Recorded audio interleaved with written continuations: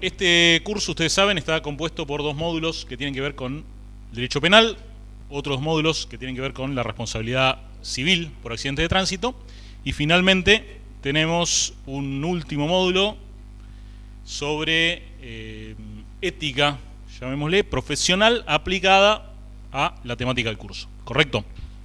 Entonces, hoy vamos a ver una serie de puntos que tienen que ver con la dogmática penal relativa a el juicio de responsabilidad en delitos culposos que se relacionan o vinculan con accidentes de tránsito. En el título del curso habíamos puesto esto de accidente entre comillas porque es la denominación más usual o del lenguaje coloquial o común que podemos utilizar, pero el tema de hablar de accidente ya de algún modo es impropio si vamos a hablar de responsabilidad penal por una razón bastante sencilla. ¿Qué se les ocurre? Cuando hablamos de accidente, es una denominación en principio compatible con un juicio de responsabilidad que reprocha a alguien un resultado.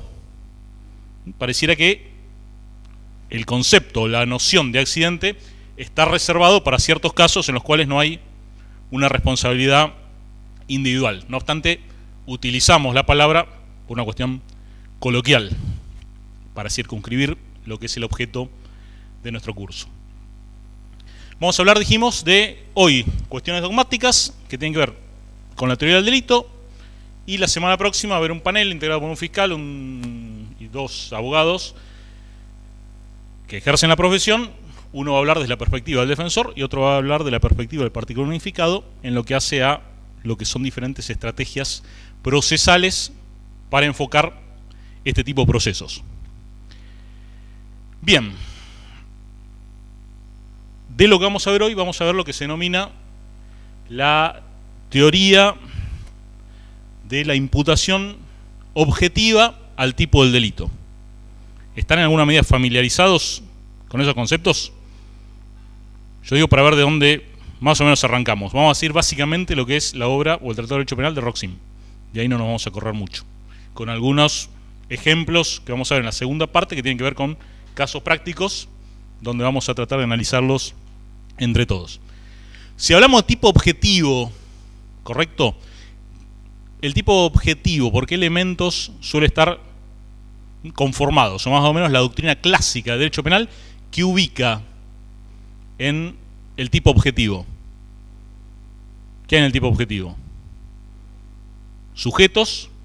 ¿Qué sujetos? Un sujeto activo, que es el autor, podemos decir, y un sujeto pasivo que se identifica procesalmente, ¿con quién se puede identificar el sujeto pasivo? Con la víctima, correcto. ¿Qué más hay en el tipo objetivo? El núcleo del tipo objetivo, ¿qué lo constituye? Una acción u omisión, una conducta. ¿Qué más vamos a tener en la mayoría de los delitos, en aquellos delitos que no son de pura o simple actividad? ¿Qué vamos a tener? Un resultado, ¿correcto? Y el resultado va a estar, por regla general, unido a la conducta por una relación que se denomina o se denominaba dentro de lo que es la doctrina clásica de derecho penal como relación de causalidad. Y después vamos a tener circunstancias que completan la descripción que ha realizado el legislador, ¿correcto? Estos elementos, a su vez, se agrupan en dos grandes grupos, que son elementos descriptivos y elementos que se llaman, ahí lo dijeron por ahí, no, elementos descriptivos y elementos normativos. ¿Cuáles son los elementos descriptivos del tipo penal? Son aquellos elementos que pueden percibirse con los sentidos, sensorialmente. Y los elementos normativos son elementos que, para su aprehensión, para su captación, requieren de una valoración jurídica o cultural. Ejemplo típico del elemento normativo sería el concepto de obsceno en el delito de exhibiciones obscenas. ¿Qué es lo obsceno? Requiere una elaboración de tipo cultural para poder componer, hay una valoración que tiene que realizar el intérprete para poder construir ese concepto jurídicamente, valiéndose de las herramientas que están presentes en la totalidad del ordenamiento. Entonces, este esquema clásico, sujeto, activo, pasivo, conducta, resultado, relación de causalidad, básicamente eso que hay en el tipo objetivo. Y en el tipo subjetivo, ¿qué es lo que tenemos? ¿Qué? Culpa o dolo, ¿correcto? Con elementos, en el caso, elementos cognitivos y elementos volitivos, conocimiento y voluntad. No vamos a centrarnos en lo que es el tipo subjetivo, vamos a hablar de la imputación al tipo, la imputación objetiva al tipo del delito. Entonces, estos elementos comenzó a advertir la doctrina hace ya bastante, en el último cuarto, un poco más también, del siglo XX, que no proporcionaba una explicación satisfactoria para una serie de supuestos en los cuales evidentemente existía una relación de causalidad, pero este esquema básico no proporcionaba una explicación plausible para descartar la responsabilidad penal.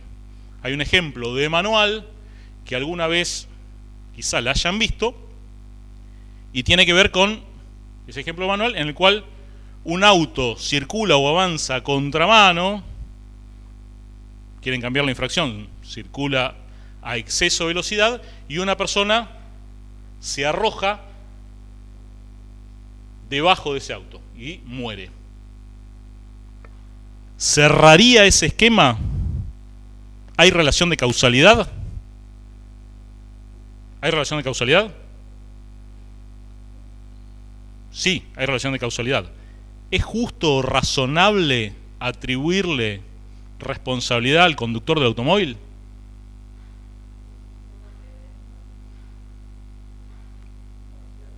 ¿La infracción es determinante del resultado? Empiezan a aparecer estas cuestiones, ¿no? Empiezan a aparecer estas cuestiones, donde la conclusión que se elabora es que hace falta profundizar todo este tema de la ligación o la asociación de una conducta a un resultado, no sobre bases meramente causales, sino profundizar el análisis para hacerlo en una perspectiva normativa, es decir, una explicación normativa de los hechos delictivos. O sea, lo causal, la mera causación de un resultado, no siempre conduce, inevitablemente, a responsabilizar al autor causal. ¿Se comprende esto? Podemos tener ese punto de apoyo. Entonces, hay que profundizar la construcción teórica y obtener elementos normativos que complementen lo que para la doctrina clásica era la relación de causalidad. En ese marco nace la teoría de la imputación objetiva, el tipo del delito, que no debe confundirse con una responsabilidad de tipo objetivo, o a veces se mezclan las cosas, y se habla de que, o incluso se han deslizado algunas críticas que lo asemejan o lo asimilan a lo que es una responsabilidad de tipo objetivo. Y esto habla de imputar al tipo objetivo del delito una conducta. El tipo subjetivo se probará en forma autónoma, diferenciada. Entonces tenemos los problemas relativos a la imputación de un resultado, pero también la imputación al tipo objetivo se va a encargar de dilucidar o desentrañar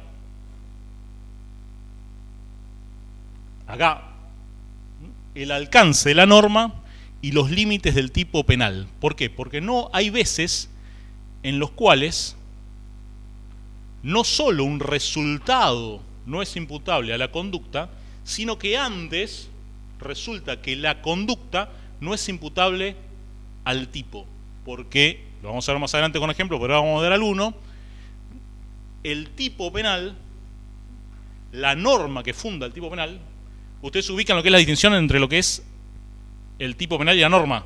¿Qué relación hay entre el tipo y la norma? ¿Cuál es el tipo penal del homicidio? ¿Qué dice? El que matare a otro, ¿correcto? Esa, en realidad, cuando el autor mata a otro, está realizando el tipo penal, decimos, ¿correcto? Lo está realizando y está quebrantando una norma que de algún modo subyace o funda al tipo. ¿Cuál es la norma que subyace al tipo de homicidio? La prohibición de matar, no matarás. Entonces, hay que ver si el tipo penal también comprende la evitación de ciertos tipos de resultados a nivel normativo. Ejemplo, vamos otra vez con el ejemplo manual. Una persona, alguno de ustedes, convence a alguien que salga de su casa, que se dirija, no sé, a un lugar al aire libre, cuando se avecina una tormenta, que sabe que es una tormenta eléctrica, con la esperanza secreta que, ¿qué pasa? ¿Qué va a pasar? ¿Cuál es la esperanza que tiene? Sea amigo o enemigo que todos tenemos, que lo parta un rayo. Tenemos la secreta esperanza de que lo parta un rayo. ¿Y qué pasa? ¿Qué pasa ahí? Contra todos los pronósticos, ¿qué pasa? Le cae un rayo y lo mata. ¿Sería imputable esa conducta?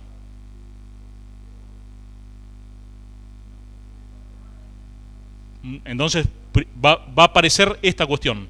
Las acciones son imputables. ¿Se entiende? Acá no se trata de imputar un resultado de una acción. Antes hay otro juicio.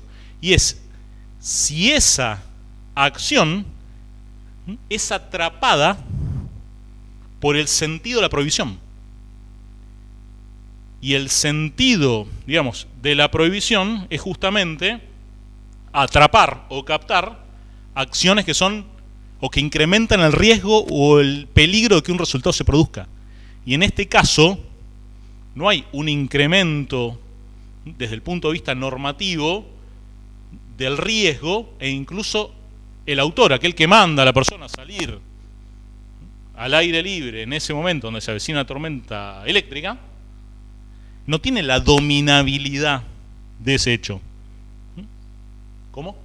Dale. ¿En cuál? En el exceso de velocidad es distinta la situación. El resultado no va a ser... En este caso la acción no imputa al tipo. En el ejemplo anterior, ahora vamos a verlo, el resultado se produce como manifestación de un riesgo distinto. El riesgo es el que introduce la persona que se arroja debajo del vehículo. Correcto, son dos cosas distintas.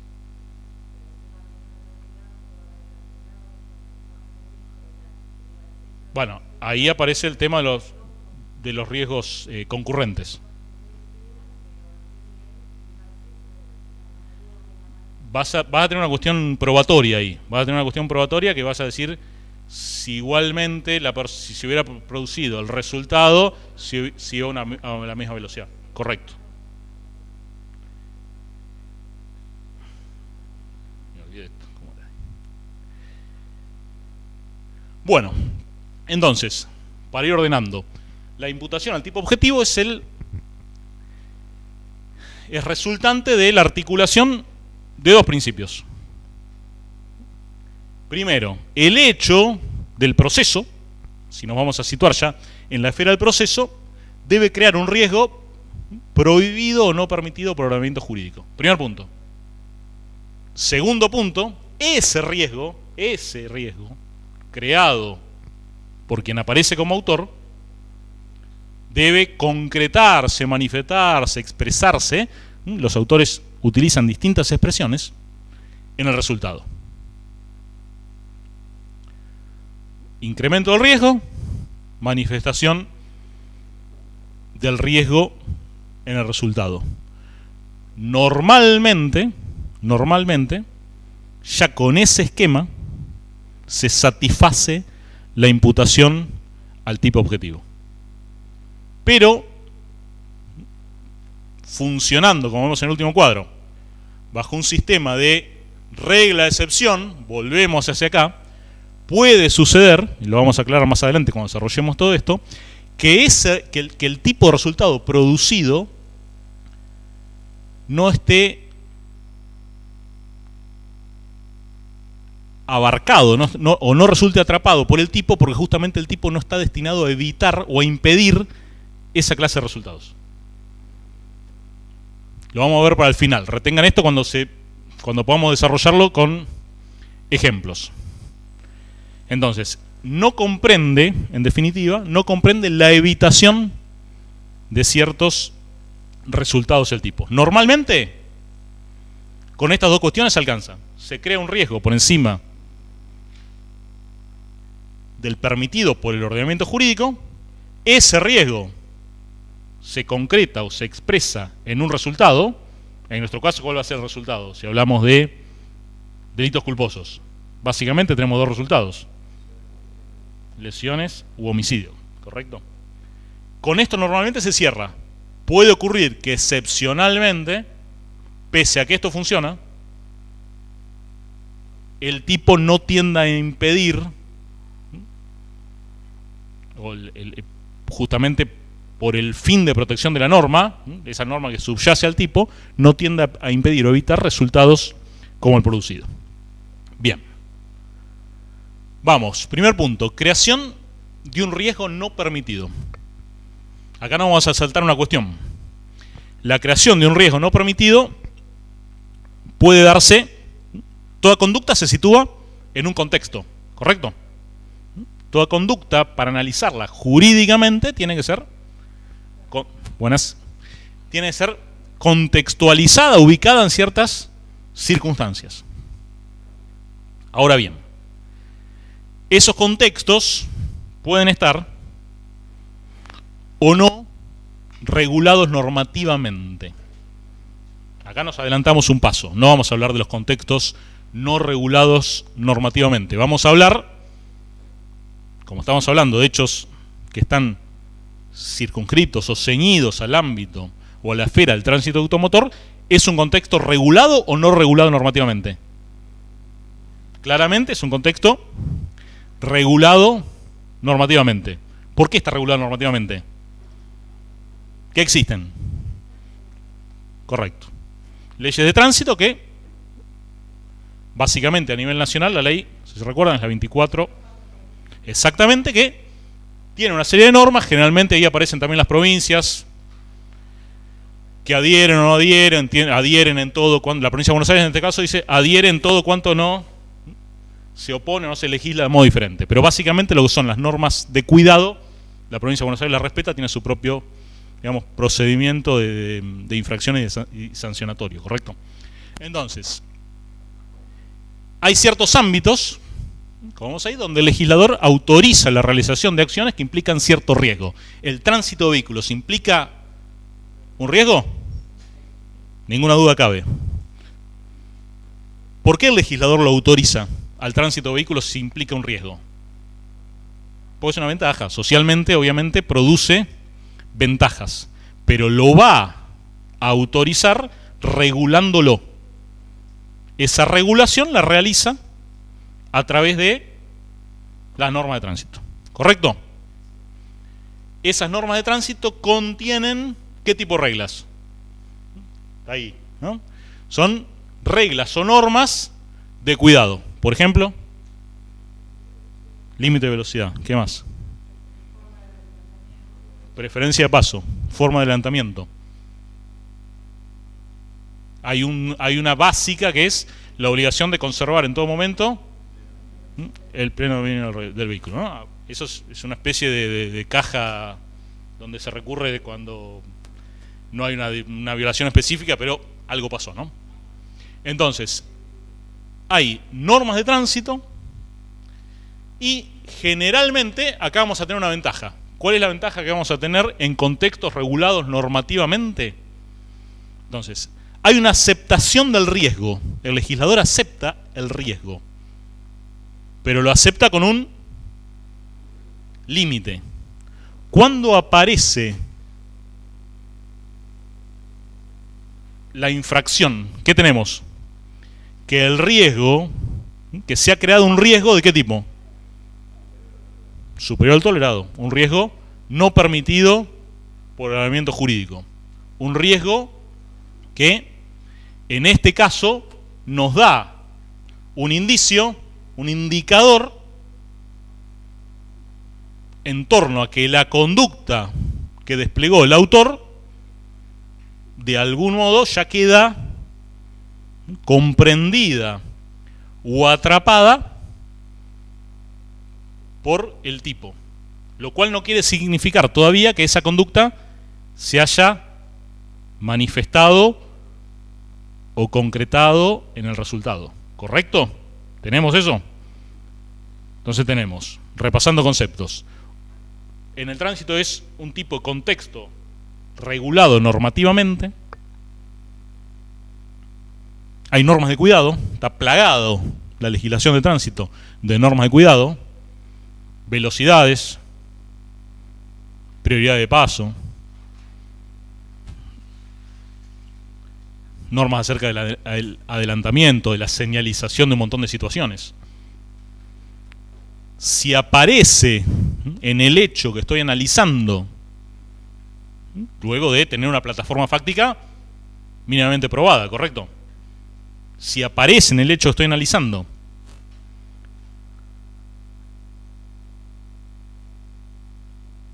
una violación de alguna de estas normas de cuidado, puedo decir que desde el punto de vista normativo la conducta tiene un significado que permite considerar que está atrapada por el tipo penal. ¿Se completó el juicio de imputación al tipo objetivo con este análisis? No, falta toda una segunda etapa que tiene que ver si ese riesgo que el autor incrementó por encima del límite permitido es el riesgo que se manifestó en el resultado.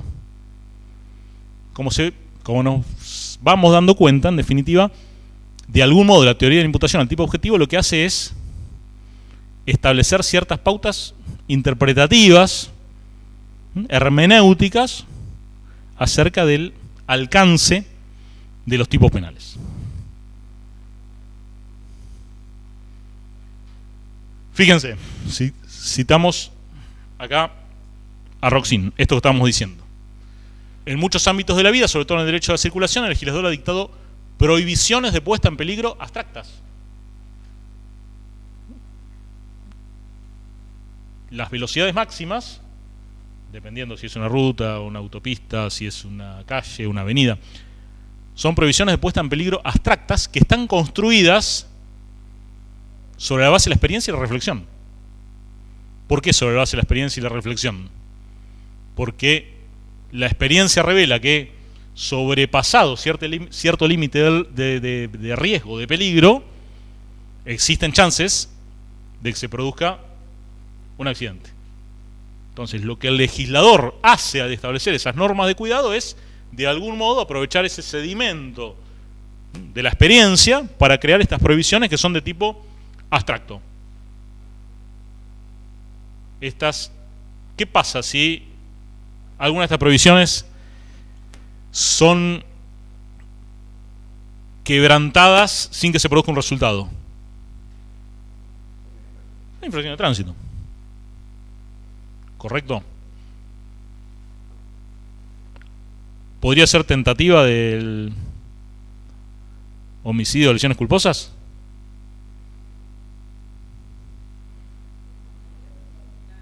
No admiten tentativa, los delitos culposos no admiten tentativa. Era una pregunta tramposa. Entonces, así normalmente la sola observancia y la prioridad de paso será suficiente para hacer aparecer como punible la lesión de que tiene prioridad de paso. Un exceso prohibido de velocidad fundamenta la imprudencia del homicidio debido al mismo. En principio, entonces, tenemos, si vamos a analizar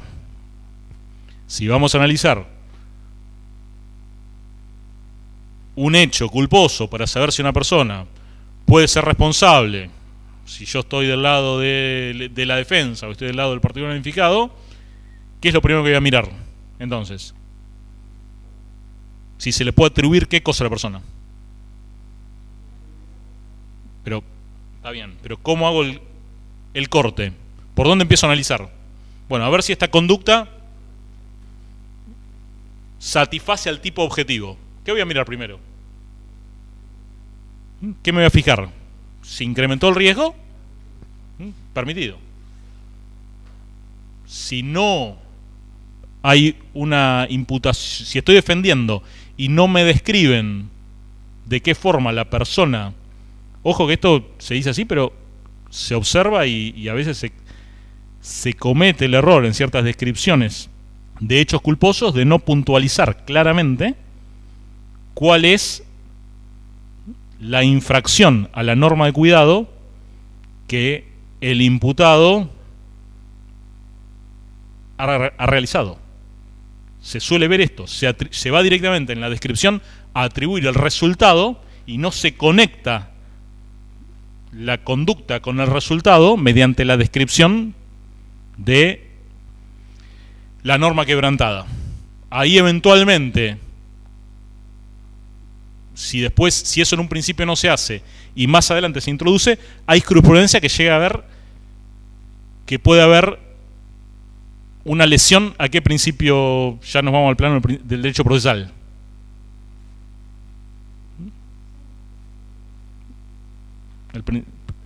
¿Qué? Congruencia. Al principio congruencia.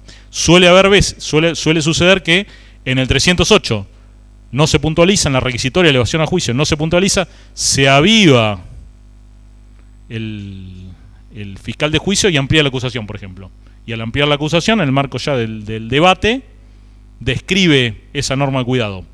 Bueno, ahí mediante esa ampliación, de algún modo repara la omisión.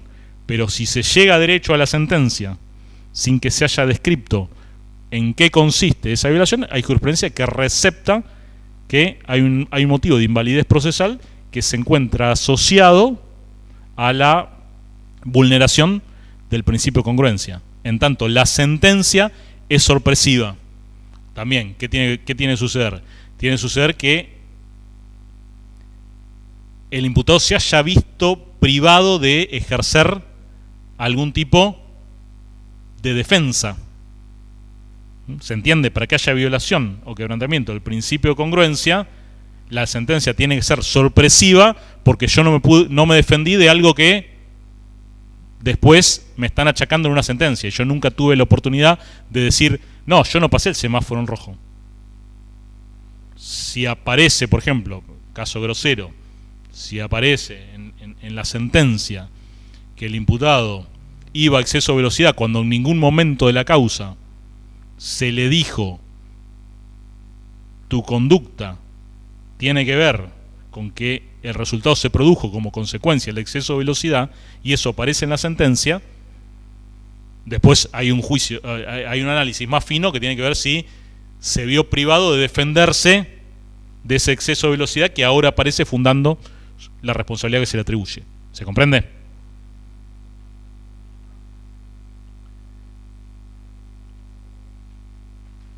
Hay una cuestión con el tema del riesgo permitido y el principio de confianza. Digamos, dentro de lo que es la denominación o la cuestión del riesgo permitido, se ubica el tema del principio de confianza. ¿Han oído hablar de este tema, el principio de confianza, en lo que sería la imputación objetiva al tipo de delito? ¿Qué se les ocurre que significa? Bueno, ahí tienen algunas pautas. Hay actividades que en nuestra sociedad se desarrollan en común. El tema del principio de confianza se puede ver muy bien en la responsabilidad médica. Ahí se ve con bastante nitidez. ¿Qué estamos diciendo? Que se ve con bastante nitidez en el ámbito de la responsabilidad penal médica. Vamos a lo siguiente. Hay muchísimas actividades, como el ejercicio a veces de la profesión médica y el tránsito sobre todo, que se desarrolla mediante el aporte a la actividad común de diferentes actores, protagonistas. ¿Correcto? Cada cual tiene que cumplir determinadas expectativas que están asociadas a un rol. ¿No? Vamos al caso de una operación quirúrgica. ¿Quiénes intervienen ahí? ¿Quiénes se les ocurre? ¿Quién interviene? ¿El médico? Sí, el cirujano. El anestesista. ¿Qué más? La enfermera. El instrumentista. ¿El cirujano tiene alguna obligación de controlar al anestesista? ¿Por qué? Porque puede confiar lícitamente en que el otro va a cumplir con su rol. ¿Se entiende? La actividad común no podría desarrollarse normalmente si yo, aparte de cumplir con mi rol, tengo que estar fijándome si los demás, cuando el instrumentista le entrega los elementos quirúrgicos al cirujano, ¿tiene que fijarse el cirujano que estén correctamente esterilizados? En principio, confía en que cada cual hablemos de un trabajo en equipo, que cada cual cumplió, en cualquier trabajo funciona esto, que cada cual cumplió con su rol, con sus obligaciones. Ese rol determina que vos tenés que hacer esto te corresponde a vos. Tales cuestiones son tuyas. Yo no tengo en principio la obligación de controlar que los demás, salvo que sea quien, por ahí. Que sea quien. A veces hay obligaciones que puede incurrir en omisiones el jefe, el superior, que sí tiene obligaciones de control. Pero mientras todos estén en el mismo nivel, no hay obligación de controlar a mi compañero de equipo. Entonces, el principio de confianza aplica a los partícipes de una actividad común. Se puede confiar en el comportamiento adecuado de los otros. Vamos al tránsito. Semáforo en verde. Vengo conduciendo por una calle, se pone el semáforo en verde. Vengo a velocidad reglamentaria. Cuando llego a la encrucijada, ¿estoy obligado a mirar que no avanza nadie por la calle de cruzo? No. Bueno, desde el punto de vista normativo, por más que vos lo haces, bueno, son muy precavidas. Pero desde el punto de vista normativo no hay una exigencia. Si miramos está buenísimo, creo que todos miramos. Pero desde el punto de vista normativo, no hay una exigencia que yo esté verificando si viene o si aparece. Esa podría ser otra. Esa puede ser otra, pero ahí es más finito. ¿Por qué es más finito? Porque no te da la prioridad de paso, no te da derecho a arrasar con todo.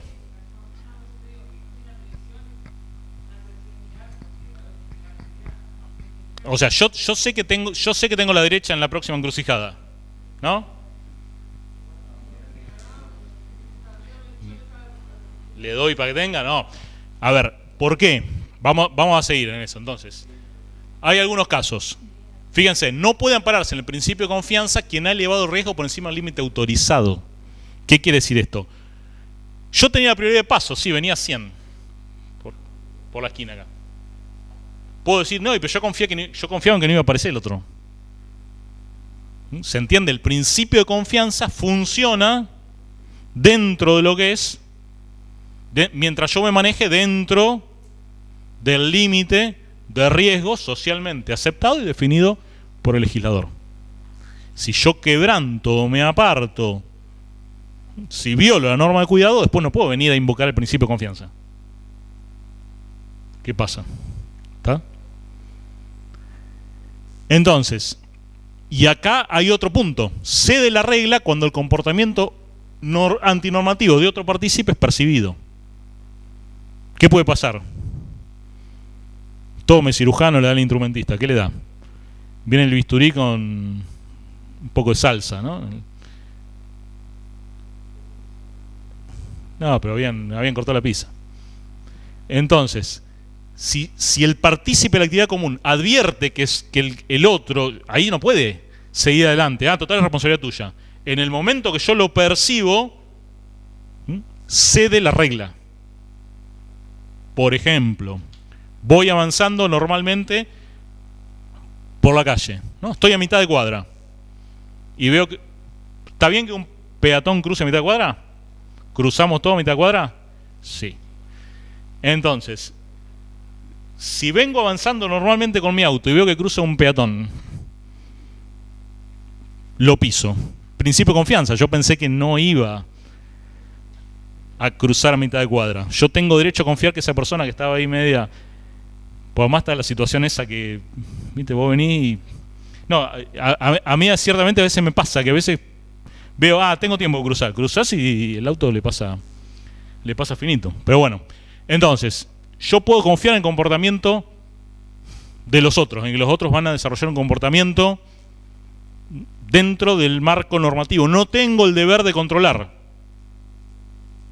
al otro. Pero para que este deber se haga efectivo, o para que pueda yo disculparme en algún caso, articulando como defensa el principio de confianza, tienen que darse estas situaciones. El comportamiento antinormativo del otro no tiene que haber sido percibido, detectable, y también yo tengo que estar dentro del límite del riesgo autorizado.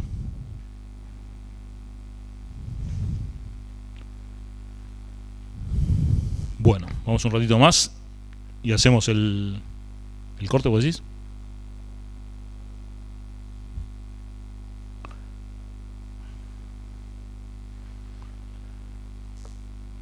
Vamos a al segundo nivel de análisis de esta teoría de imputación al tipo objetivo.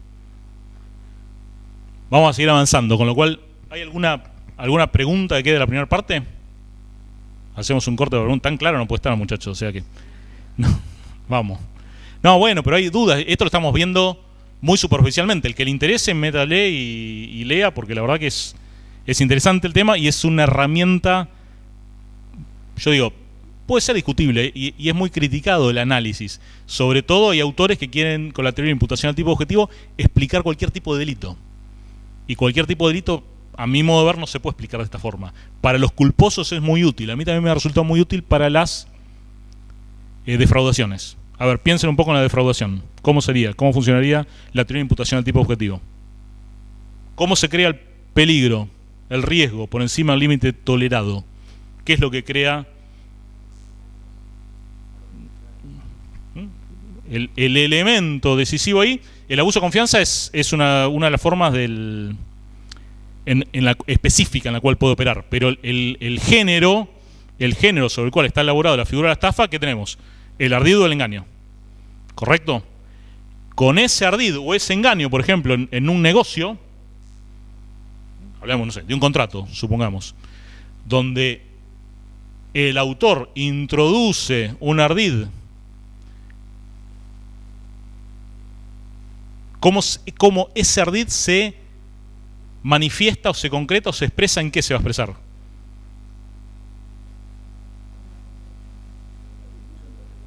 ¿Antes en qué? Antes la disminución patrimonial y otra cosa en la estafa. Tengo el ardid, tengo la disminución o la disposición patrimonial perjudicial de la víctima. ¿Y antes qué tengo? ¿Qué tengo? El engaño. Ardid, engaño, disposición patrimonial perjudicial. Entonces, los autores que analizan el delito de estafa a través de la imputación objetiva al tipo del delito van a decir ¿qué cosa? Que el ardid satisface, un ardid idóneo, claramente, mientras el ardid sea idóneo va a estar satisfecho ese primer nivel de análisis que tiene que ver con el incremento del riesgo por encima del permitido. Se está actuando por fuera de la buena fe. Estoy quebrantando, en esto que hablamos de un contrato, la buena fe contractual. Y a su vez, este ardid tiene que impactar en un resultado que va a ser una disposición patrimonial perjudicial, pero como la estructura del tipo de estafa tiene 3 patas, antes tiene que expresarse en un engaño. El engaño a la víctima es lo que lleva a que realice la disposición patrimonial perjudicial. Ahora, si yo a esto lo llevo a analizar el delito de robo calificado por uso de armas, como hay autores que lo hacen, y yo digo, y no sé si cierra tanto. No, me lo pongo a pensar y digo, sí, el que le mete una pistola 9 milímetros en la cabeza a la víctima para que le entregue sus pertenencias, está incrementando el riesgo por encima del límite tolerado. ¿Qué límite? O sea, parece que ahí funciona otra cosa. Lo puedo hacer, pero me parece que forzar un poco forzar un poco la realidad, pretender aplicar la teoría de imputación al tipo objetivo a todos los delitos. Sí, obviamente que hay un riesgo por encima, o un riesgo directamente no está por encima de lo tolerado, esto es un riesgo no permitido. En modo alguno ese riesgo está permitido. Y debe ser ese riesgo el que se exprese en el resultado. Ahora, pareciera que esos hechos violentos no es un modelo, y de hecho no se aplica mucho este modelo de imputación al tipo objetivo para analizar ese tipo de hechos donde verdaderamente hay un contenido de violencia que torna de algún modo inoperante por completo la voluntad de la víctima. La voluntad de la víctima es vencida por completo. Bueno, decíamos si había algún tipo de pregunta o seguimos adelante. ¿Vamos? ¿Adelante? Entonces, segundo punto. Concreción del riesgo en el resultado. Ya se supone ¿qué cosa? Que tenemos el primer punto adentro. ¿Cuál es el primer punto adentro? Que el autor incrementó el riesgo por encima de lo permitido. Ahora vamos al segundo nivel de análisis. La imputación fracasa pese a que el autor incrementó el riesgo por encima del límite tolerado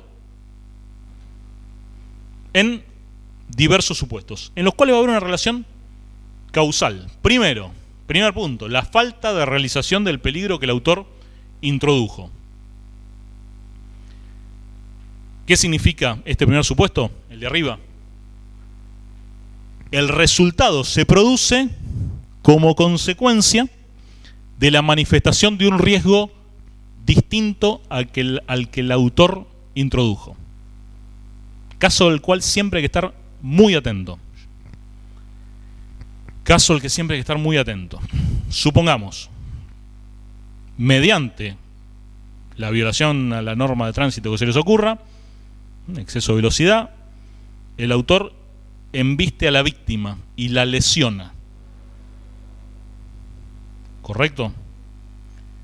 La víctima es hospitalizada, permanece hospitalizada durante un tiempo en el cual contrae una infección intrahospitalaria.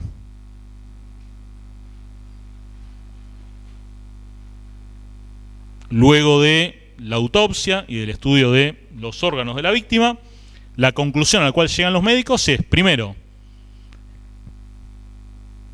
que la lesión que le produjo el conductor del vehículo que iba a exceso de velocidad, normal o naturalmente, no debía derivar en el resultado muerte, y que esa lesión normalmente se curaba, y que el resultado muerte es consecuencia de la infección intrahospitalaria que contrajo mientras estuvo internado. ¿Cómo queda la historia ahí? ¿Se le puede imputar algo al conductor del vehículo que iba a exceso de velocidad y atropelló a la víctima? Claramente las lesiones. ¿Se le puede imputar el homicidio? La conducta, y acá vamos a empezar a ver algunas cuestiones claras, me parece. La conducta del conductor que iba a exceso de velocidad, ¿es causal del resultado? ¿No es causal del resultado? Bien. ¿Es causal el resultado de muerte o no? Causal, físicamente. ¿Es o no es causal? Ponete en el plano físico. Vamos a todo lo que decía, ¿te acordás? Había, en la relación de causalidad había una de la supresión mental hipotética. Suprimí que lo hubiera atropellado, ¿se moría? No. Entonces podemos decir, si nos vamos al plano de la causalidad física, es causal de resultados. Si no lo hubiera atropellado, esa persona no iba a parar al hospital. Y si no iba a parar al hospital, no se agarraba la infección. Y si no se agarraba la infección, no se moría. Sin embargo, desde el punto de vista normativo, no es el riesgo que introdujo el autor, el conductor que iba a exceso de velocidad, el que se manifestó en el resultado de muerte, sino que es la introducción de otro riesgo distinto el que explica la muerte. Por consiguiente, la muerte no le es atribuible al conductor imprudente y podrá analizarse ¿qué cosa? También, claramente, la intervención de los profesionales médicos que trataron a la víctima una vez que había sido internada. Bueno, seguimos.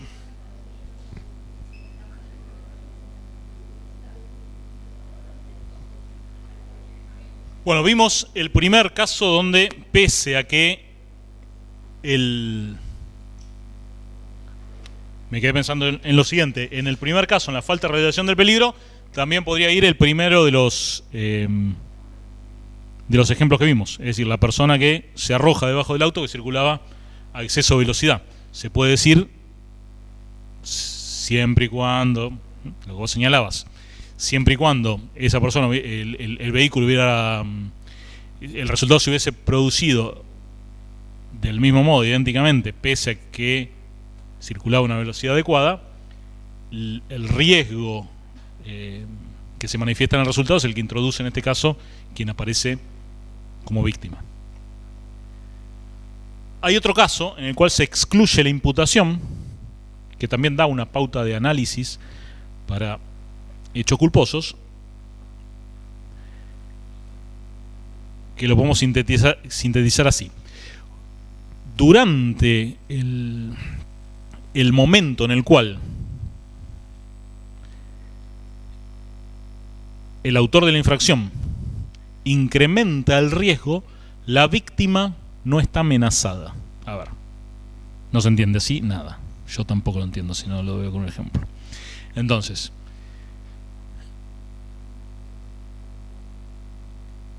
conduzco a exceso de velocidad durante un tramo.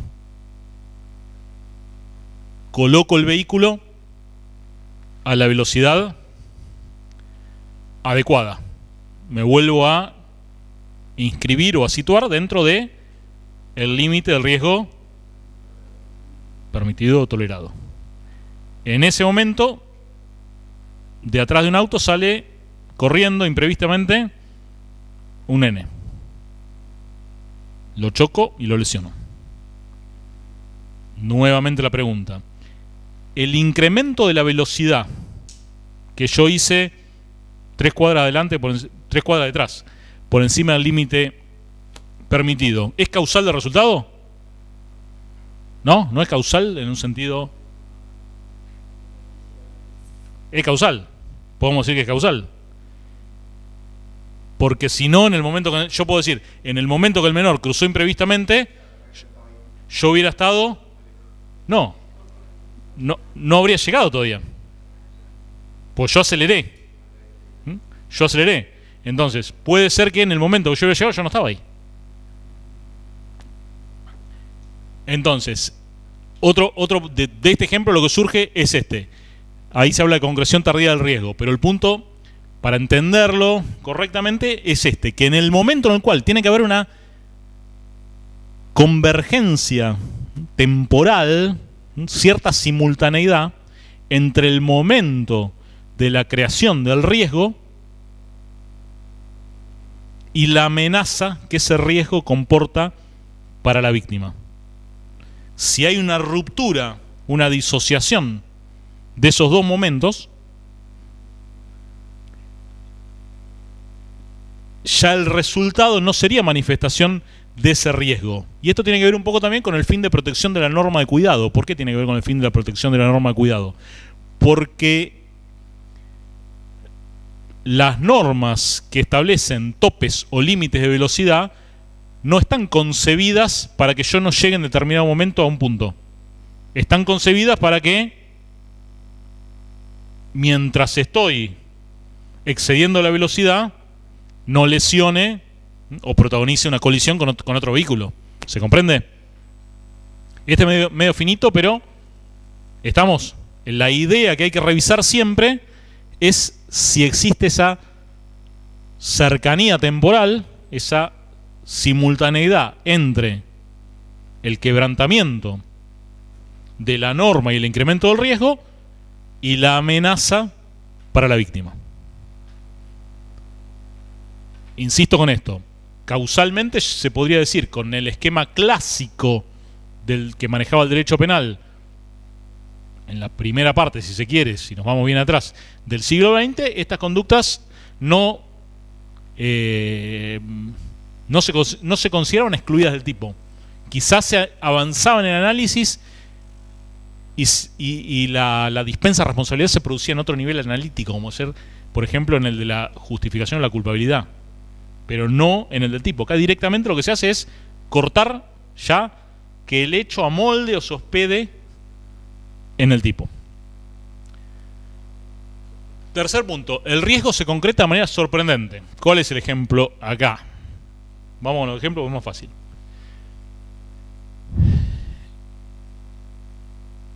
Una persona conduce reglamentariamente, va avanzando tranquilo y otro vehículo realiza una maniobra muy riesgosa para sobrepasarlo. Lo encierra, no sé, póngale lo que quieran. ¿Qué pasa? El conductor del vehículo que venía bien tiene un ataque cardíaco. ¿Se le puede atribuir algún tipo de responsabilidad al conductor que realizó el sobrepaso en forma antirreglamentaria?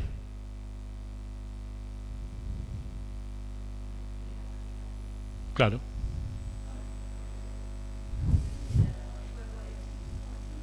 No, por el susto, se le agarró, no sé. Se enojó mucho. No sé. Vamos a decir, para que se vea bien, es un caso donde el riesgo, podemos decir que causalmente ese ataque cardíaco se produjo dado que en esa circunstancia del tránsito sufrió, digamos, emocionalmente una situación de estrés que le desencadenó un ataque cardíaco. Póngale que está probado eso. Qué difícil de probar, ya sé. Póngale que está probado. ¿Se le podía atribuir el resultado? No sabemos, no sabemos. No se le puede atribuir el resultado, pero acá te quiero decir, más allá de eso que vos decís, es antes. ¿Por qué? Porque el sentido de las disposiciones de tránsito que se respeten de las normas de cuidado no es evitar, digamos, o proteger emocionalmente a la persona, sino proteger contra ¿qué tipo de daños? Físicos. Entonces, en estos casos donde ocurre algo que es atípico, un desarrollo atípico, que el riesgo se concreta de manera sorprendente, no puede decirse que el resultado encuentra su razón explicativa en el riesgo que introdujo quien realizó la maniobra antirreglamentaria.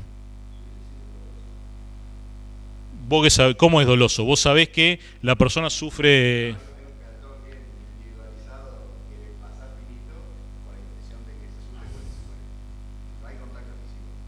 ¿No hay contacto físico? Y habría que analizarlo.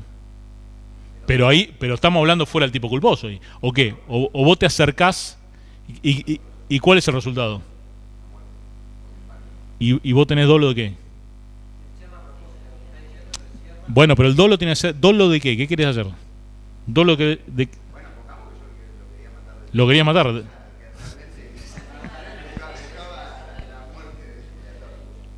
De esa forma, matarlo de esa forma. Y te tenés que... Yo... ¿Qué?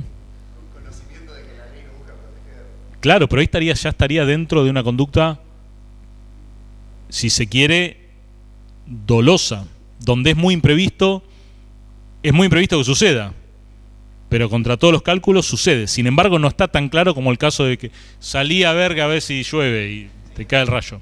No es lo mismo. Lo que pasa que es difícil que lo puedas probar esto. Pero yo no descartaría que podría imputarse. Pero va a tener un problema enorme de prueba. Acá hay otro tema. Resultados no cubiertos por el fin de protección de la norma de cuidado. Vamos otra vez con el ejemplo, porque si hacemos desarrollo teórico, a veces no sirve tanto en esto.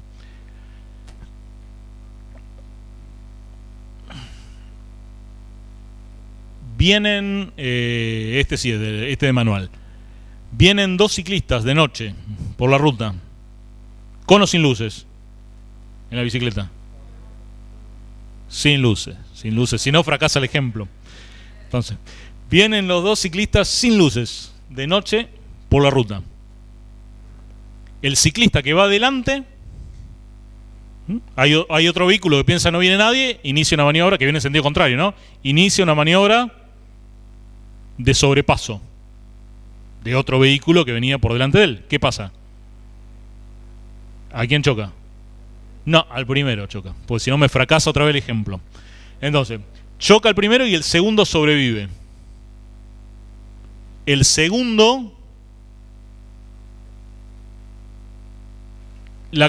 el hecho que el segundo no llevara luces, si llevaba las luces, ¿se podría haber evitado el resultado?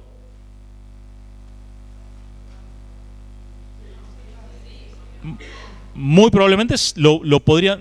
Podemos decir, no, si este tipo llevaba luces, otra vez, probatoriamente, hay un perito que dice, pues si no me fracasa el ejemplo, hay un perito que dice que el resultado se hubiera evitado en el caso que el segundo ciclista llevaba luces. ¿Le puedo atribuir el resultado muerte del primer ciclista? ¿Del que resultó embestido? ¿Por qué?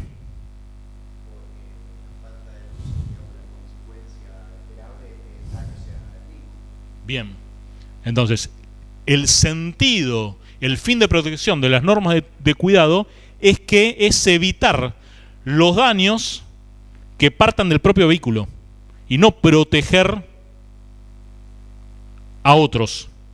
¿Se entiende? El mandato que tenés que llevar luces de noche es un mandato que, si bien puede servirle a otros, desde el punto de vista normativo, el límite de la imputación normativa que se puede construir son aquellos daños generados a partir del propio vehículo que circula en infracción. ¿Se comprende? ¿Qué pasa? Pregunta. ¿Y cómo sería el ejemplo?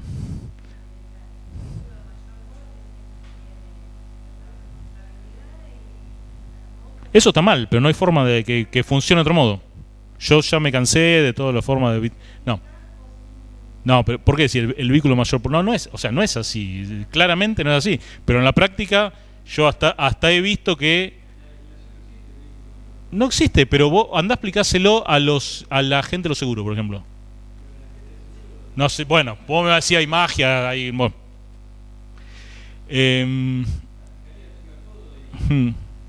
Bueno, pero es una cuestión civil. Sí, seguramente.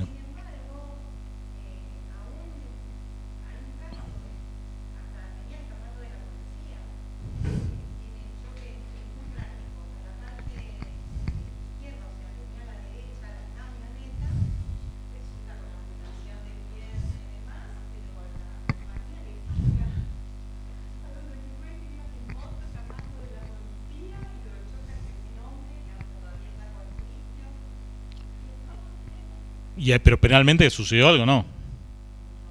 No. No, penalmente, no sé si penalmente, te quiero decir. Civilmente lo ven dentro, lo preguntan dentro de dentro de 2 semanas, pues yo macaneo. Si empiezo a hablar de civil, la verdad macaneo, pues no sé. No tengo la menor idea de cómo funciona eso. Pero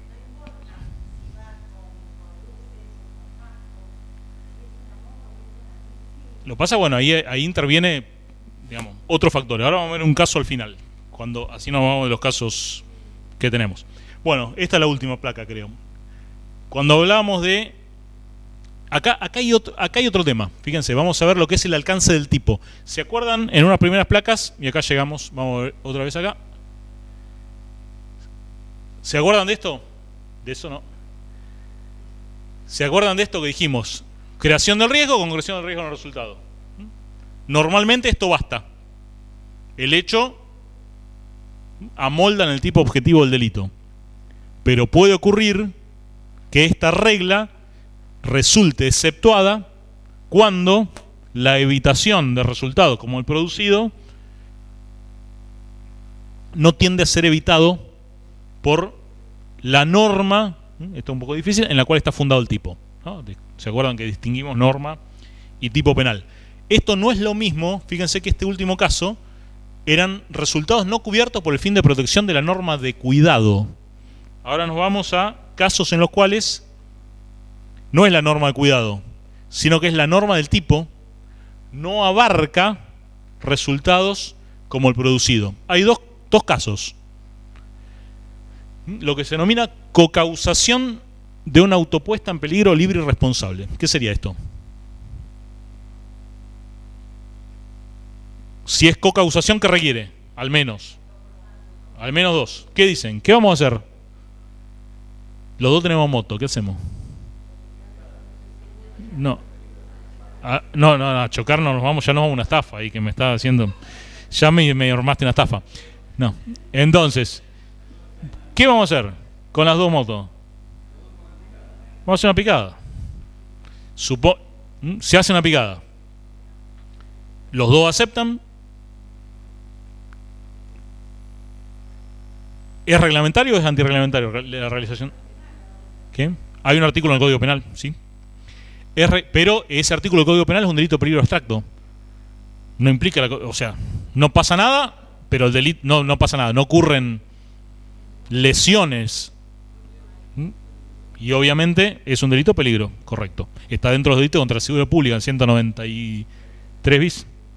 Entonces, vos tenés una cocausación de una autopuesta en peligro libre y responsable, pero acá sí hay un resultado. ¿Cuál es el resultado? Iban corriendo a picada, uno se cae y muere. Al sobreviviente, así se dice, ¿se le puede imputar el resultado de muerte? ¿Incrementó el riesgo por encima del...? Sí. ¿Ese riesgo se manifestó en el resultado? Pareciera que sí. ¿Es el riesgo de correr una picada? ¿Correr una picada implica un riesgo? Sí. ¿Ese riesgo se manifestó en el resultado? Pareciera que sí. Ahora, el que sobrevivió que estaba corriendo la picada, ¿se le puede imputar el homicidio del otro? ¿Culposo? ¿Por qué?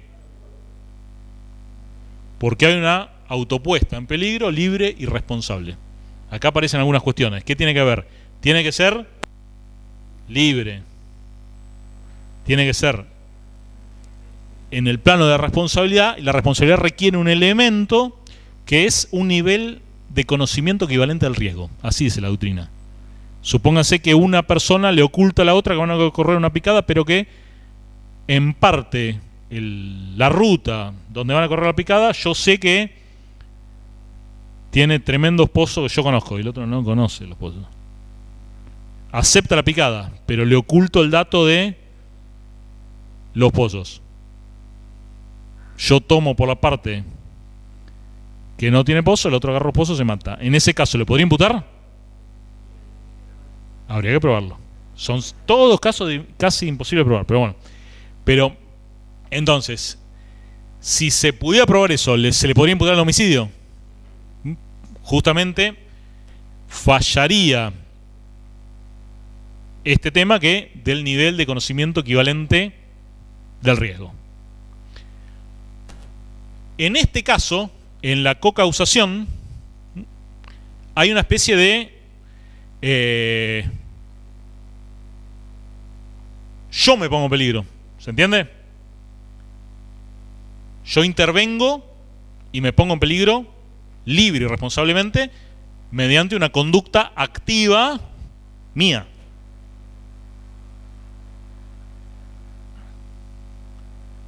En este otro supuesto, la puesta en peligro de un tercero aceptada por este, en el cual la persona de algún modo se deja poner en peligro por otra. Ejemplo. ¿Cómo? Iba atrás de la moto, por ejemplo.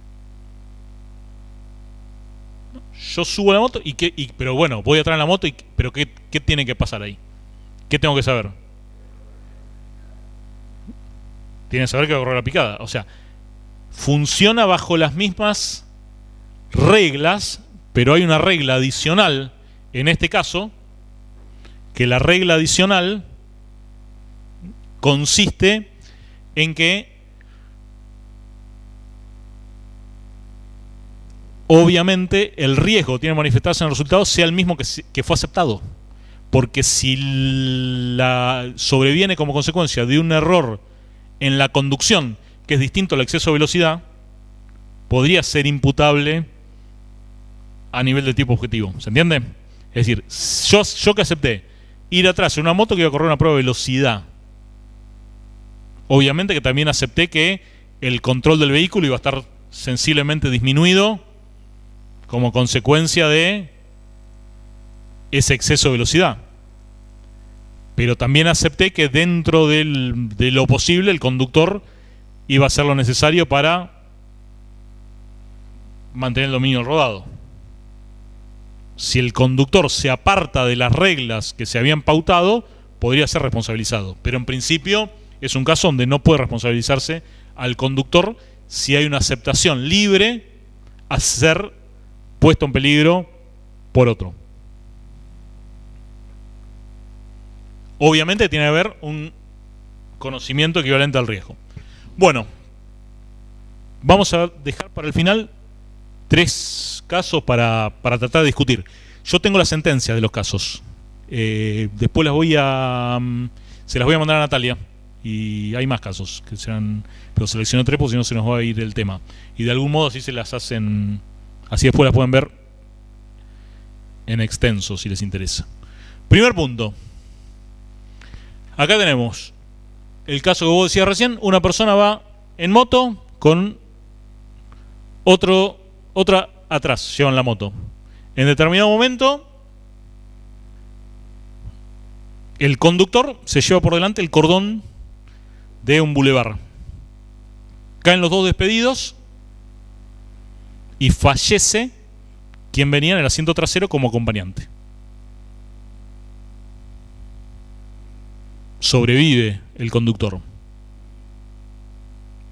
¿Se le puede atribuir el homicidio culposo?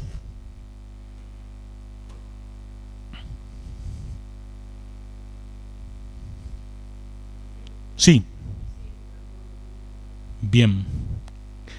¿Cuál sería en este caso entonces primer nivel de imputación al tipo objetivo? Incremento del riesgo. ¿En qué consiste el incremento del riesgo? No iba a velocidad. ¿Llevar un acompañante? ¿Está prohibido llevar un acompañante? No. La velocidad era la reglamentaria, o al menos no se sabe, no hay ningún elemento. Es cierto, en el caso no hay ningún elemento para, no lo puse ahí, pero en el caso no hay ningún elemento para determinar la velocidad. Lo único que tenés en el caso es que está la rueda delantera de la moto, está hecha pedazos, y tenés la marca clara en el cordón. Pero no tenés ningún elemento, ninguna huella de frenada, lo cual permite inferir que se lo comió el cordón.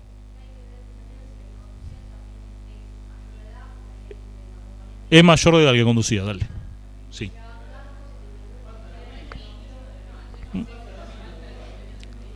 El punto, bueno. A ver, el tema a veces, cuando decimos, ¿es una violación, es un incremento del riesgo no tener registro de conducir? Es una infracción. A veces se valora Ah, se valora como elemento de cargo. Yo a veces lo veo, la fiscalía suele, y me hago cargo porque trabajé muchos años en fiscalía, pero no creo no haberlo hecho. Se pondera como elemento de cargo la falta de licencia habilitante. ¿Indica algo la falta de licencia habilitante en el caso concreto?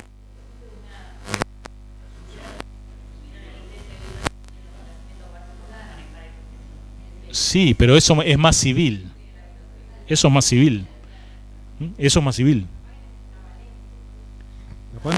Bueno, a ver, entonces, alcanza con decir esta persona, ¿en qué consistió el incremento del riesgo? En no tener el dominio del vehículo. ¿No? Perdió el dominio del vehículo y está obligado a conservar el dominio del vehículo. ¿Satisface eso solo la imputación?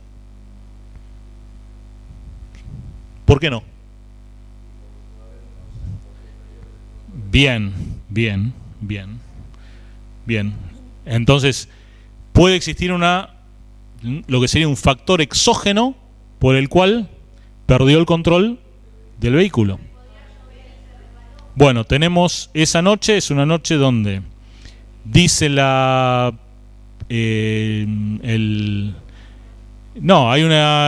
tanto en el acta como una inspección ocular que dice que hay buena iluminación en la calle, no hay lomos de burro, dicen, y las condiciones climáticas eran óptimas.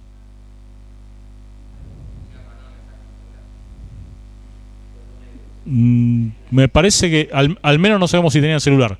Acá, ¿qué va a ser fundamental?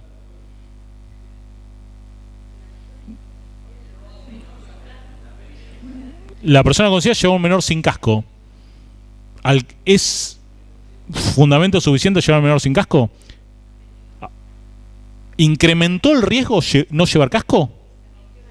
Sí, bien. ¿Qué podría haber planteado? Pero ya le estamos imputando el homicidio.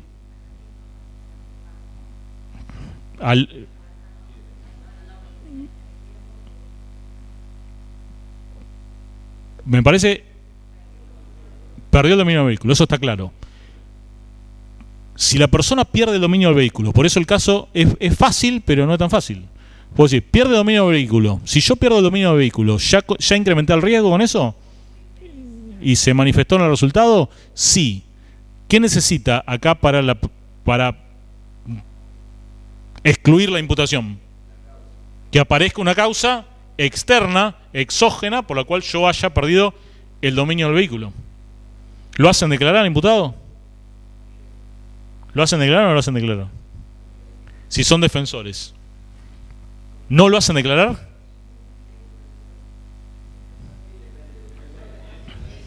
¿Qué? En el caso el imputado declara. ¿Qué declara? No. ¿Qué declara? Que habían estado toda la noche dando vuelta en la moto y que el menor que iba atrás, el imputado fue al hospital y se retiró antes de la idea del alta. Se retiró al toque, no se le pudo hacer la extracción de sangre para la pericia de alcoholemia. Pero ¿qué pasa? Dice, había tomado, el menor había tomado, dice, y el menor en determinado momento empezó a moverse para todos lados. Y le dije, quédate quieto, ¿no? Y el menor se movió tanto que me hizo perder el control del vehículo. Bien, vamos a lo siguiente. Con ese argumento, ¿alcanzaría si estuviera probado? ¿Cómo podría probarse? No sé, un testigo que vio que el menor se movía atrás. Había una cámara de seguridad. Bueno, todo eso no está, olvídense, no está probado. Pero bueno, supónganse que existe una cámara, bien, y da cuenta de esos movimientos intempestivos. ¿Alcanza para dispensar la responsabilidad?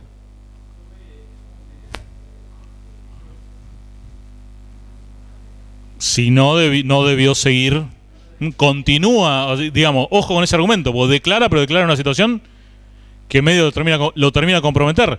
Porque yo podría decir que en esas condiciones no debió continuar la marcha con el menor, y que en ese caso o no lo debió llevar. Pero vos decís que de manera sorprendente o es previsible eso. Si no hubo aviso previo, bueno, podría, si no hubo un aviso, si no había aviso previo, pero no declara bien, fíjese lo que declara, que el menor venía, y yo le venía diciendo, che, tranqui, vamos a poner, no sé qué sea. Le venía diciendo. Entonces, cuando declara, no declara en forma adecuada. Otra cosa, si hubiera declarado así, después, bueno, va a tener un tema probatorio. ¿Le vamos a creer o no le vamos a creer? Bien. Este es más sencillito, si se quiere, para que vean. Viene una camioneta, esto en ruta 6. Ahí dice por dónde fue, ¿no? Tiene un problema en la dirección. En determinado momento se rompe la dirección. Es autopista. ¿Dónde se detiene el conductor de la camioneta, que además venía atrás con un tráiler que tenía caballos? ¿Dónde se detiene? Se detiene en la vía rápida.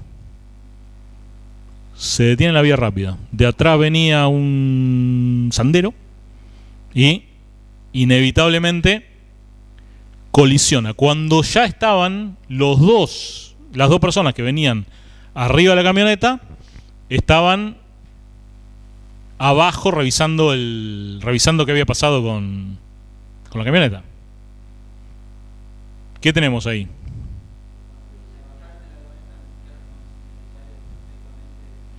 Primer punto. Antes que eso, hay otra cuestión a analizar, ¿no?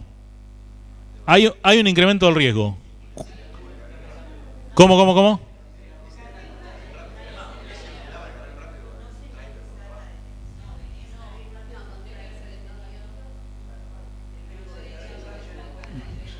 O haberse tirado. El imputado dice no, lo que pasa que dice que la banquina estaba destrozada del lado derecho.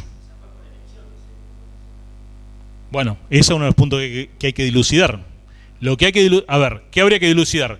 La defensa que argumenta en este caso, el argumento central de la defensa de esto fue no pudo ser otra cosa. No pudo ser otra cosa. Claro, pues dice, apenas habían bajado, ¿qué declaran? Dice, apenas habíamos bajado a ver qué estaba pasando. Claro, pero ni tiempo tuvimos de poner las balizas. Siempre puede tener tiempo. O sea, obviamente, todas estas cuestiones, antes estamos con los casos manual. Fíjense cómo cambia la historia del tráiler. Sí. Lo que pasa que en el momento, ahí está bien lo que decís, ahí me acordé. En el momento de estar roto el acople y el cable que de algún modo conectaba las luces. Entonces dice, no podemos saber si esto estaba roto antes, ya, o se rompió como consecuencia No, bueno, pero eso... Claro, pero estos dijeron, yo me bajé, bajamos a ver qué había pasado, y en ese momento... Tranquilamente, sí. ¿Qué? Sí. Entonces, en este caso, ¿qué se dice? ¿Qué? Fíjense, el juez que revisa dice, la detención no fue señalizada debidamente. No se produce en segundos, sino que los ocupantes tuvieron el tiempo para descender, abrir el capot y mirar desperfecto. El conductor... Es que no venía por la vía rápida. Se tira a la rápida, aparentemente viene se detuvo sobre el carril rápido, pero aparentemente se tira al carril rápido cuando dice, yo no tuve más que... Lo pasa que me dice, la camioneta me tiró hacia ese lugar. Es lo que declara.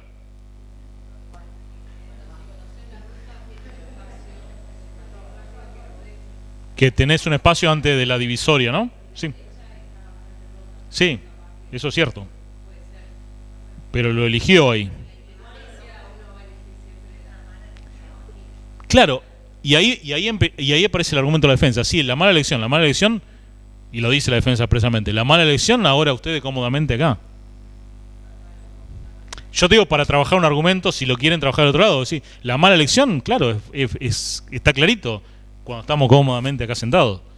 Ahora, en el momento, capaz que más que una mala elección te mandaste... Y se tendría que haber tenido sobre la banquina. Dice, yo no me podía... No, ¿cómo decir eso? Es imposible decir eso. Ya sé, pero muchas veces, esas decisiones no son tan racionales. Sí, perfecto. Yo entiendo todo lo que vos digas, pero muchas veces uno toma decisiones instintivamente en segundos. Pagá igual, parece. Pero fue condenado, listo, olvídate. ¿Qué? Analizándolo desde el punto de vista de la imputación, digamos, normativa, claramente es responsable. Es un caso bastante claro.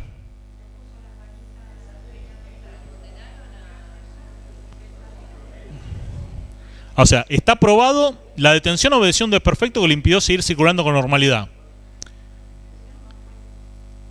La detención fue señalizada de modo que las normas de cuidado lo exigían. Este es el punto, este es un voto que hice yo. Entonces, yo después le mando la sentencia, pero cuadré el asunto así. No está en discusión que la camioneta se detuvo en el carril rápido y que lo embistió de atrás y que era un obstáculo insuperable. Pues no se le puede reprochar nada, no puede decir, pues en algún momento dice, ¿y qué querés si se podía, el lado tenía el carril lento despejado? Eran buenas, pero era el atardecer, ya no se veía bien. La detención obedeció efecto le impidió seguir circulando. Ahora bien, la detención fue señalizada. ¿Fue prudente la opción de tirarse al carril rápido cuando tenía alternativa de bajar hacia la banquina derecha? El tema que también... Pues dice que estaba destrozada, que él sabía que estaba destrozada, lo cual la ruta estaba en obra en ese tiempo y me imagino que es posible en algunos sectores ya estaba destrozada, pero lo que dice la causa, digamos, lo que el relevamiento del lugar derecho dice que en ese lugar la banquina estaba bien. Son las cosas probadas. ¿Qué tendría que haber hecho la defensa ahí quizá? ¿Qué? No, lo que pasa es que muchas veces a ver, yo voy a lo siguiente, la defensa también muchas veces tiene que ir y ocupar un rol activo y haber ido rápido al lugar del hecho. Y quizá eso se podría haber existido prueba independiente aportada por la defensa tendiente a demostrar, no sé si se hubiera liberado responsabilidad. Es dudoso también, más que dudoso.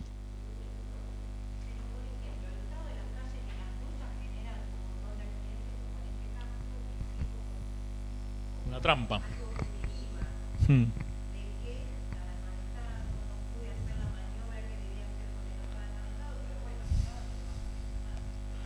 Bueno, vamos con el último.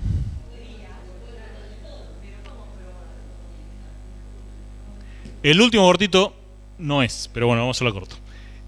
Quedan 10 minutos. Viene un vehículo, ¿no?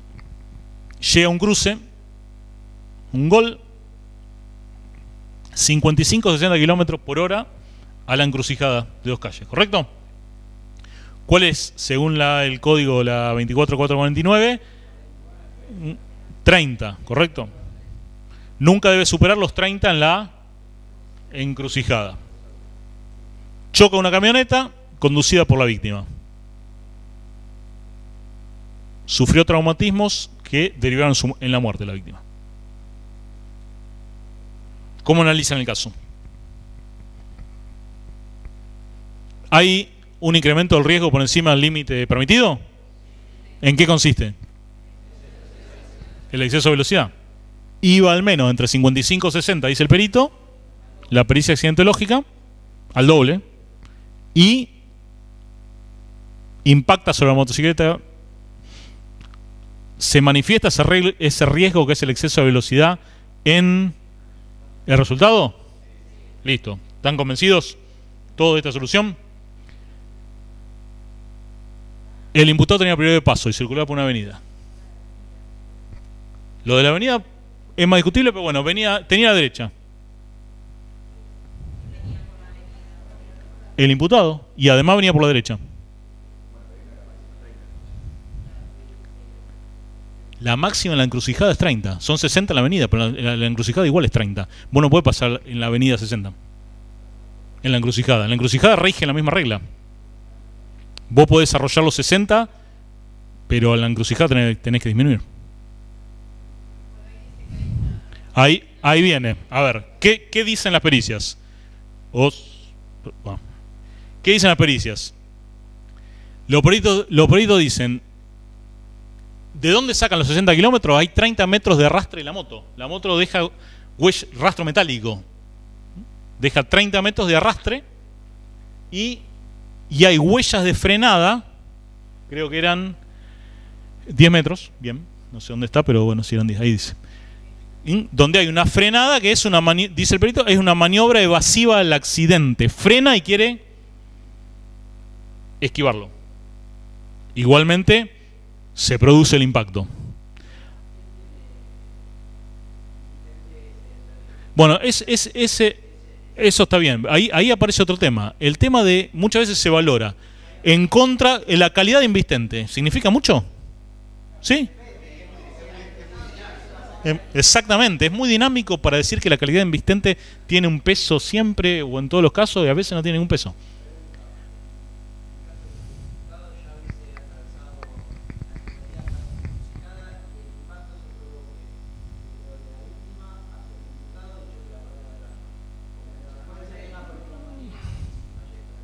Y ahí puede cambiar un poco, ¿sí? Entonces, dice, ¿de dónde salen los 55 y 60 kilómetros por hora? Este dato quiero marcar. Salen de los 30 metros de arrastre de la moto. Pero si a eso le sumamos los 10 metros de huella de frenada, no venían mucho más de 60 kilómetros. O sea, venía incluso sobrepasando la velocidad permitida en la avenida, antes de llegar a la encrucijada. Venía, ponerle que venga en una avenida urbana, como era esto, no sé, ¿cuánto crees? 70 y pico, ya venía en una velocidad que hasta incluso tenés la pérdida, me parece, del dominio frente a un acontecimiento imprevisto. No podés reaccionar correctamente. El punto de impacto fue el medio del vehículo y no se produjo una vez atravesada la calle, sino en el medio de la encrucijada. Entonces, ¿qué tenemos acá? Es un caso de riesgos. ¿Cómo se denomina esto? Riesgos concurrentes. Los dos introducen un riesgo. Los dos introducen un riesgo. Uno introduce un riesgo que... ¿En qué consiste? El exceso de velocidad. El otro, ¿en qué consiste? En no respetar la prioridad de paso. Frecuente esto, sucede con muchísima frecuencia. Uno de los argumentos de la defensa del conductor del vehículo es que él podía confiar, invoca el principio de confianza. Dice, como yo tenía la prioridad de paso, yo confiaba en que la moto no se iba a introducir en mi línea de trayectoria.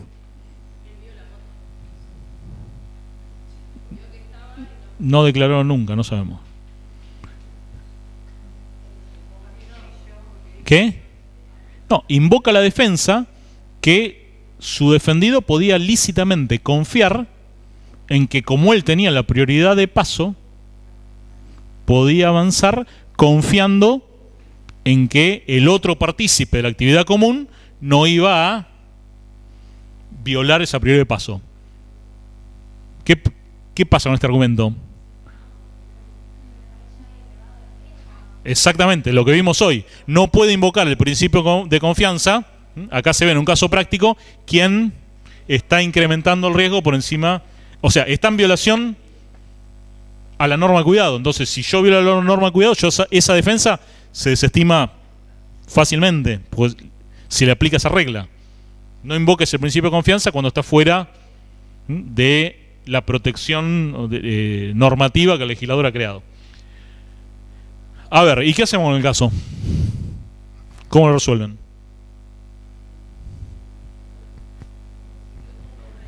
Bueno, listo, no es civil. Perdieron, dale.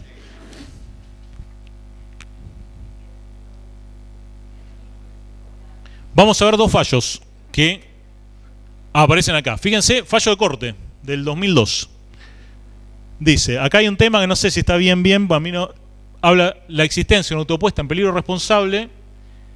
Dice, la presunta conducta imprudente que habría desplegado la víctima resulta en el caso jurídicamente irrelevante respecto de la culpa del imputado, en tanto y en cuanto no se ha logrado mostrar la existencia de una autopuesta en peligro responsable por parte de la víctima que se alce como única explicación de resultado lesivo. Pareciera que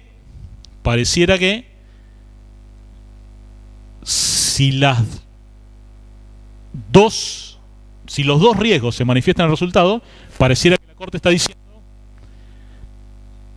la imputación procede. La imputación procede, salvo que tengamos la certeza que el único factor explicativo es la conducta de la víctima. Fíjense, algo parecido dice un fallo del Tribunal de Casación. Acá no dice el Tribunal de Casación, pero el Tribunal de Casación, la Sala Segunda. No hay mucha jurisprudencia de esto. Cuando concurren dos conductas imprudentes que son aproximadamente del mismo peso y ambas se ven realizadas en el resultado, no podría sostenerse el resultado lesivo devenga como exclusiva consecuencia de responsabilidad de la víctima. Y de ese modo excluya la del otro interviniente. O sea, dos conductas imprudentes que son aproximadamente del mismo peso. Se alce como única explicación del resultado. A ver, ¿qué podemos sacar en limpio de esos dos fallos? ¿No son del mismo peso?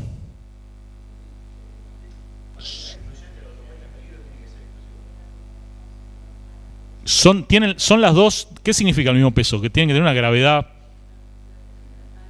análoga, parecida. Bueno, yo este caso lo resolví y les voy a mandar la sentencia. ¿Sabés qué es lo que a mí me movió a confirmar la condena? Yo digo, si hubiera llegado a la encrucijada con menor velocidad, pero si vos llegás duplicando la velocidad permitida, yo no puedo decir que tiene un peso menor que la conducta de no respetar la prioridad de paso. Me parece... O sea...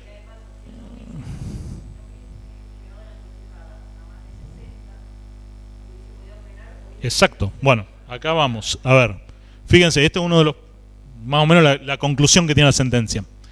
El exceso de velocidad que llevaba el automóvil conducido por el imputado repercutió en la concreta configuración del resultado lesivo, pues al quedar enlazado a la pérdida de dominio se le restó éxito a la maniobra de frenado.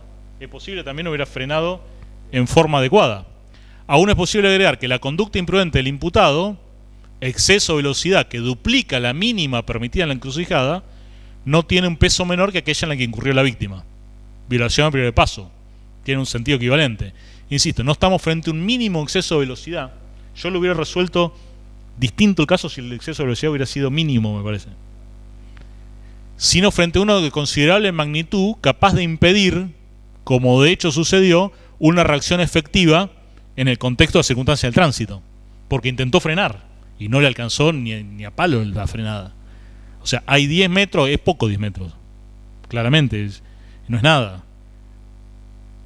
El perito no supo decir en esos 10 metros cuánto hubiera... No aseguró a cuánto... Dice, no tengo elementos, solo con esos 10 metros de frenada no puedo... Yo no sé si no podía decir. No se podía... Dice, yo no tengo... Con ese solo elemento no puedo decir a cuánto venía. Lo que sí que venía más, obviamente venía más de lo que... De los 55-60, que sí los puedo sacar por...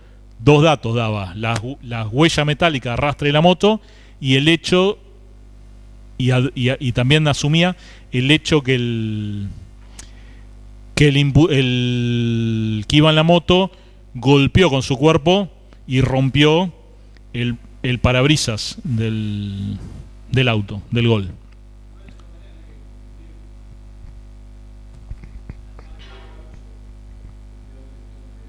Sí.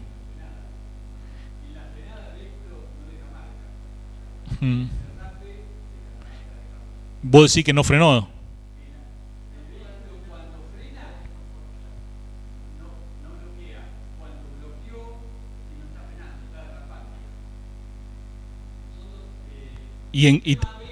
Sí, te cambia la ecuación, sí. sin bloquear.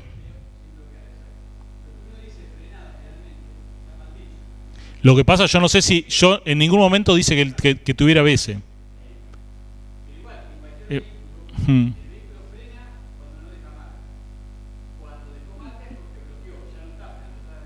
Había empezado antes, vos decís, seguramente. La maniobra frenado. Salvo que lo clavé ahí al toque fuerte.